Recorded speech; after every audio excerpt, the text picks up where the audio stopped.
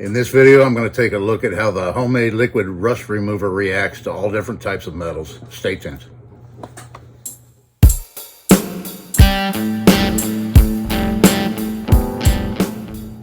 Hey everybody, and thanks for coming back for another video. In this one here, at the behest of a lot of viewers, I'm going to try out this liquid rust remover I made in a previous video. I'm going to try it out on a variety of different metals. I've got a piece of blued gum barrel here. I've got cast iron, bronze, various plated materials, some more steel, some aluminum, and we're going to give it a shot and just see, because honestly, I don't know. I mean, I just started messing with this stuff. The last batch I made was the first batch I ever made, and it had so many views, and I thought I owed it to y'all, all my subscribers and you people watching, to further test it. So without further ado, let's move along, and I'll reposition the camera and we'll start putting some of this stuff in. Okay, we are back with the original batch that I made before. This is already used. It's not a brand new batch. I contemplated mixing up a brand new batch, but I thought the claim is that this is going to last longer than Evaporust. So I thought, well, let's keep on using it and see what happens.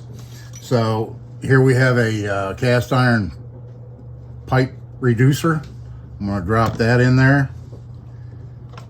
I've got a little brass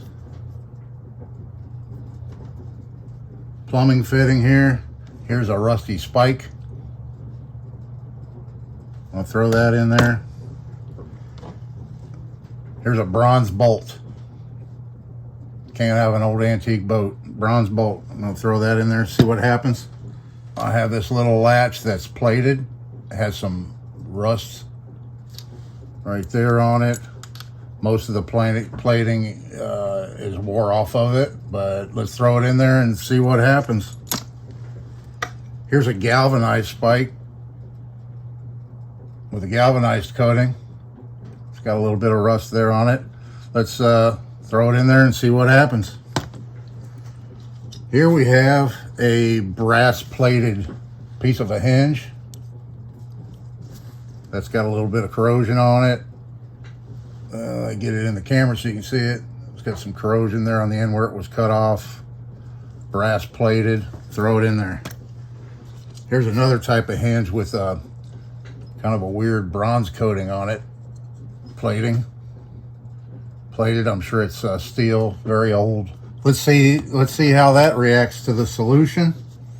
Here I have a stainless steel. This is a 316 stainless steel bolt that's been out in the weather, has some rust on it and everything. We'll put that in there. Here's another little hinge. I just grabbed some stuff randomly, various materials to test.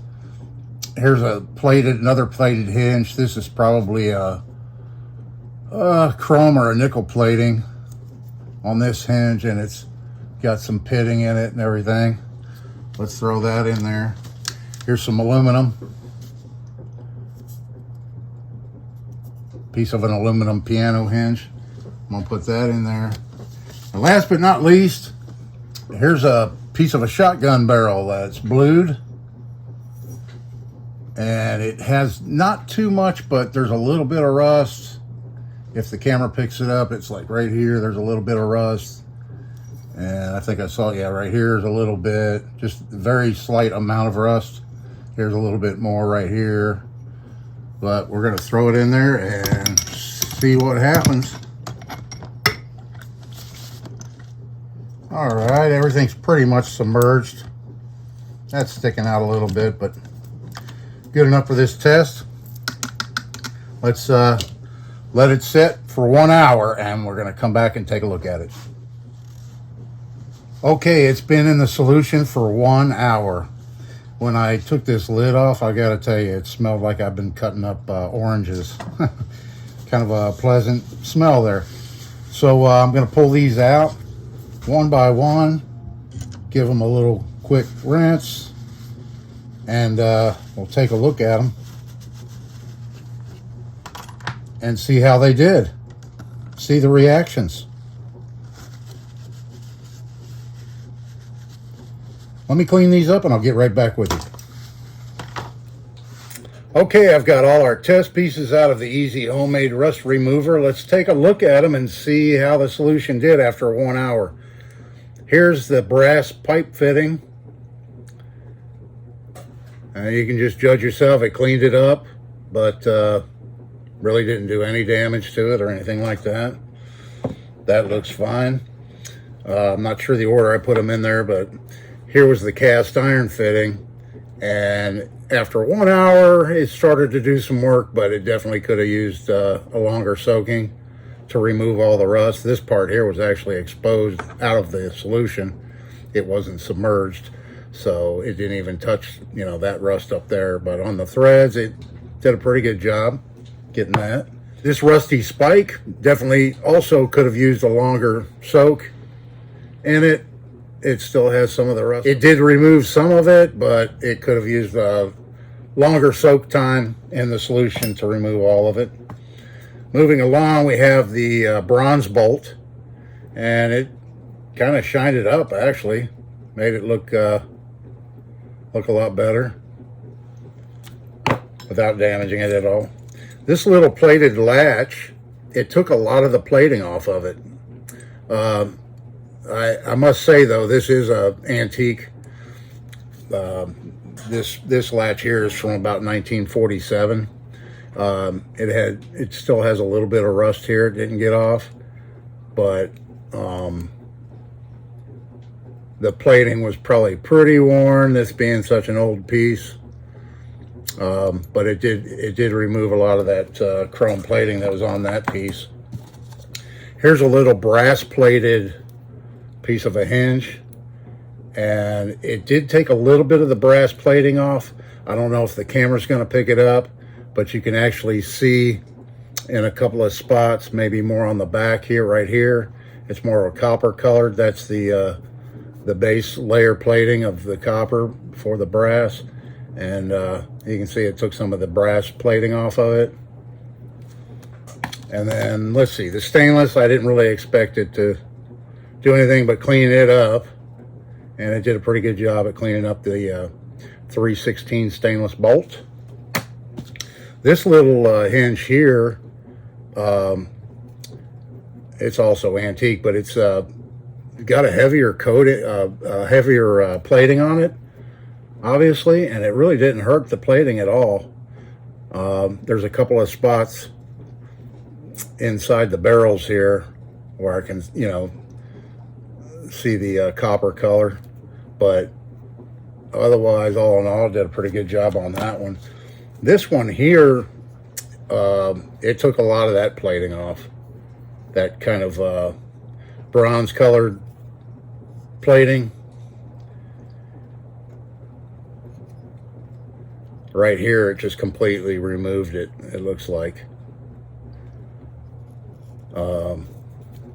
But yeah, cleaned all the rust off and everything. The aluminum, it didn't touch it. It didn't do anything. It didn't even really fully clean it up. It still has some dirt residue, whatever, on the aluminum piano hinge. But it did not pit or damage the aluminum at all. After 1 hour in that regular strength mixed solution. All right, and then moving along, the galvanized spike. It looks to me like the galvanizing is still on it. It's kind of changed color a little bit, but yeah, it looks like the galvanizing held up in that citric acid bath. And then this one here might be the one everybody's most curious about. I don't know. A lot of you were. The bluing. This is a piece of a shotgun barrel, and you can see what happened. It removed that little bit of rust it had, but it also removed quite a bit of the bluing. It still retains a little bit of it. I'd say maybe, I don't know, 5% or 7% of it. But this was after an hour, so maybe a weaker batch, and only being in there for a half an hour would have taken the rust off without harming the bluing as much, you know. You just have to experiment around on your own and see what works for you and your rust removal situation that you have. If it's old tools, like I have a lot of old rusty tools, I'm always finding old rusty tools. That's primarily what I want to use that for, in addition to knives, pocket knives, and things like that. That's why I started playing around with this rust removal method, and I'm going to continue to use it in my applications like that. But I thought maybe I'd do a little further testing for you all, since I had such a big response on that easy rust removal video. I thought I'd do this follow-up. I hope you appreciate it. So yeah, I appreciate everybody. Like, share, subscribe, all that good stuff. It really helps me out. This is Dave. See you in the next one.